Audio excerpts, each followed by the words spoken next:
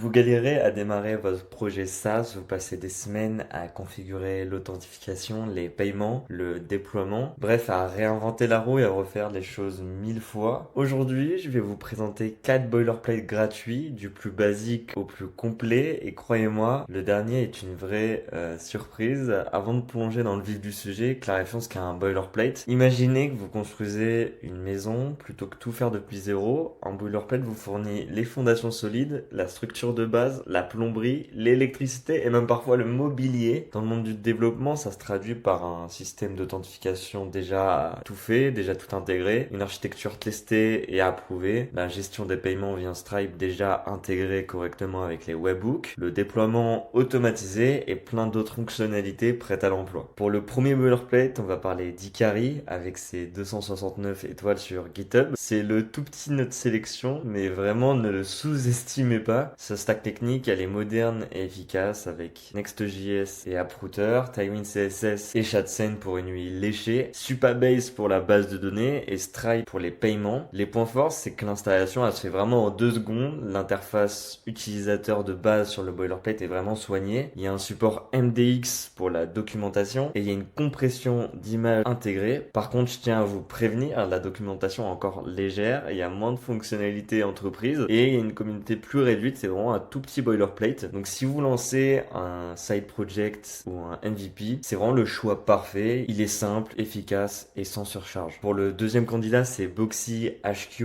et c'est 3,9K étoiles sur GitHub. Ce boilerplate, il a une particularité. En fait, il est ultra spécialisé dans les fonctionnalités entreprise. Sa force, c'est vraiment l'authentification avec un SSO compatible SAML 2.0, directory sync via SSIM 2.0, des audit logs détaillés, des webhooks configurables. La stack technique est vraiment solide. Il y a les basiques, il y a Next.js, TypeScript, PostgreSQL et Prisma. Il faut savoir que l'installation est vraiment simple et que la documentation est aussi bien détaillée. En quelques minutes, vous avez un système SSO fonctionnel. Donc si vous ciblez les clients B2B avec des besoins SSO, c'est vraiment le choix à prendre. Par contre, si vous n'avez pas besoin de ces fonctionnalités entreprise, vous pouvez passer votre chemin. Pour le troisième candidat, on va l'appeler le AWS SaaS Boilerplate. En fait, si vous êtes AWS First, vous allez vraiment adorer. L'architecture est vraiment impressionnante, j'ai vraiment jamais vu ça pour un boilerplate. Elle est gérée par CloudFormation, avec un front-end sur S3 avec CloudFront,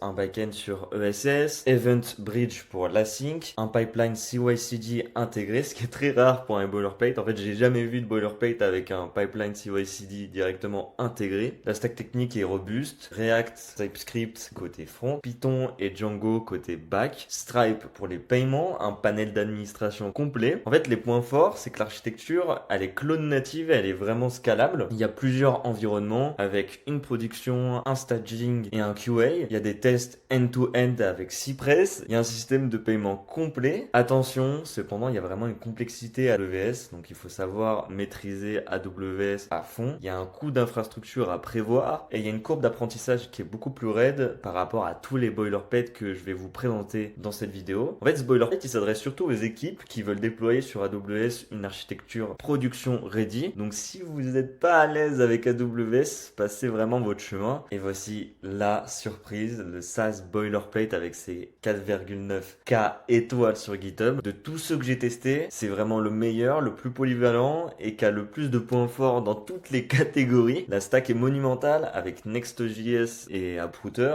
TypeScript, Tailwind CSS et Shadcen, Clerk pour l'authentification, Drizzle ORM, un support i18n pour le multilingual. Le système d'authentification est complet avec des Magic Link, un MFA, le host social, les passkeys, l'impersonation. Le monitoring production est impressionnant avec Sentry pour les erreurs, CodeCov pour la couverture, Checkclip pour le monitoring, Pino.js pour le logging. Et ce n'est que la partie visible, il y a des tests complets avec Vitest et Playwright, Storybook pour l'UI, form validation avec Zod, le SEO optimisé, un studio de base de données. Les performances sont au rendez-vous avec un score Lighthouse optimisé. C'est la solution pour un projet professionnel qui nécessite une base solide et évolutive. En fait, le seul défaut, c'est qu'il est peut-être overkill pour les petits projets. Donc voilà, si on récapitule les boilerplates, on a Ikari qui est parfait pour les side projects et MVP, Boxy HQ, le roi du SSO et des features entreprises, l'AWS Boilerplate, l'expert choisir du Cloud Native et Size Boilerplate, mon préféré, le champion toute catégorie. À vous de choisir selon vos besoins. Tous les liens sont dans la description. Dites-moi en commentaire lequel vous allez tester. N'oubliez pas de liker si la vidéo vous a aidé. Moi je vous dis ciao, c'était Karl.